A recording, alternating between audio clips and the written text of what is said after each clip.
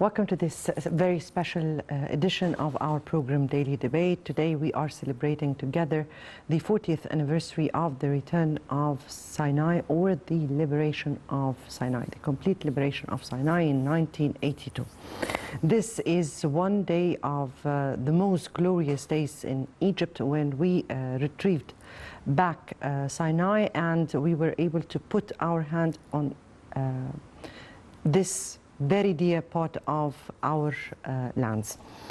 This definitely came in accordance to the peace treaty with Israel in 1979, but that also came because of our victory in 1973 after lots and lots of effort. So we have seen a victory, a military victory that came after a long preparations for such a glorious victory. Then came a peace with dignity, a peace in which we put our terms in it, and followed then by the liberation of Sinai until the retrieve of the last part of Egypt, or the last part of Sinai, Taba, but that was through negotiations, and that was in 1989. Tonight, we're focusing on the 25th of April, the liberation of Sinai. This very dear event and occasion in our history.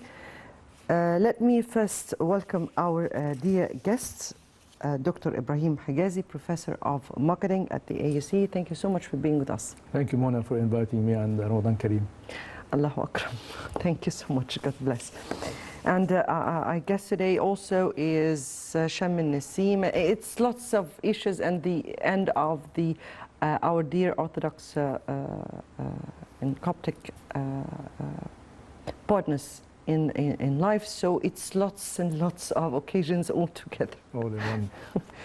Before we delve into our discussion, let me first have this quick look on the top stories of the day. And President Abdel Fattah al-Sisi on Monday said that the 25th of April will remain in the memory of our nation as a day of dignity, strong will and true determination.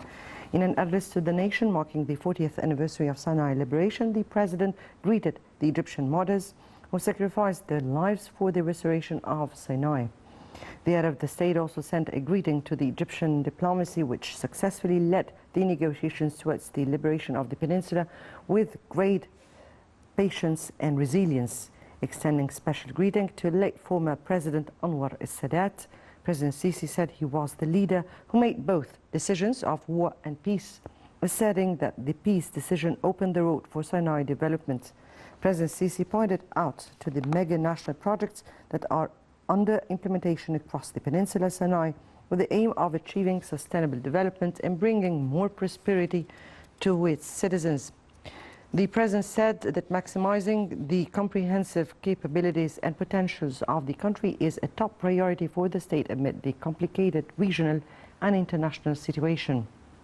The head of state added that anyone who wants peace should have the necessary power to maintain it, extending greetings and appreciation for army personnel defending the nations.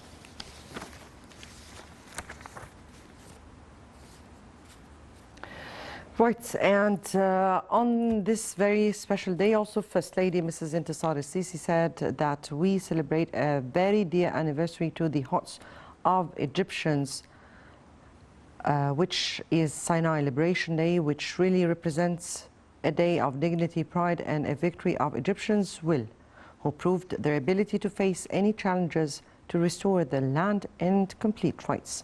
The First Lady also paid tribute to great Egyptian people and to all who offered great sacrifices to regain our beloved Sinai. Right, and before we delve into our discussion, let me first have this quick report, and we'll come back for more discussion. Every year, on the 25th of April, Egyptians celebrate the Sinai Liberation Day, when the Egyptian flag has been raised on the land of Sinai after complete liberation in 1982. Today we are celebrating the 40th anniversary of Sinai Liberation, a great national epic that combines war and peace, a source of pride for Egypt and Egyptians, and a milestone in the Egyptian history that generations can learn. In July 1967, the strategic part of Egypt that links Asia and Africa was occupied by Israel. Egypt began fierce battles to reclaim the land, the results of which were a shock to the Israeli military. The battles were known as the War of Attrition. The confrontation on the battlefield began from September 1968 to October 6 of 1973, when the Egyptian forces announced the start of the transit war that Egypt waged against Israel. The Egyptian forces stormed the Suez Canal and the Bar-Lev Line, which led to the restoration of full sovereignty over the Suez Canal, the recovery of parts of the lands in the Sinai Peninsula, and the return of navigation in the Suez Canal in June 1975. The October War also paved the way for the Camp David Accord between Egypt and Israel, which was held in September 1978. By the 16th day of the October War, the second phase of completing the liberation of the land through political negotiations began. Resolution number 338 was issued to stop all military actions starting from October 22, 1973, after the intervention of the United States and member states of the Security Council. Egypt accepted it and implemented it on the evening of the resolution issuance, but the Israeli forces' violation of the resolution led to the Security Council issuing another resolution on October 23rd, committing all parties to the ceasefire, which Israel committed to and agreed to, and participated in military negotiations to separate the forces, which led to complete ceasefire on October 28th of 1973. With the arrival of the International Emergency Forces on the battlefield in Sinai. The peace treaty between Egypt and Israel led to a complete Israeli withdrawal from the Sinai Peninsula and the return of Egyptian sovereignty over all of its Egyptian territory. At the time, a timetable was set for the phased withdrawal from Sinai. Restoring the land of Sinai, by war and then by negotiations, sets an example of retaining national dignity, national belonging, and adherence to the preservation of national territory. This will also remain an illuminating example for the coming generations to understand the meanings of loyalty and the preservation of national territory, and that peace will always remain Egypt's permanent choice.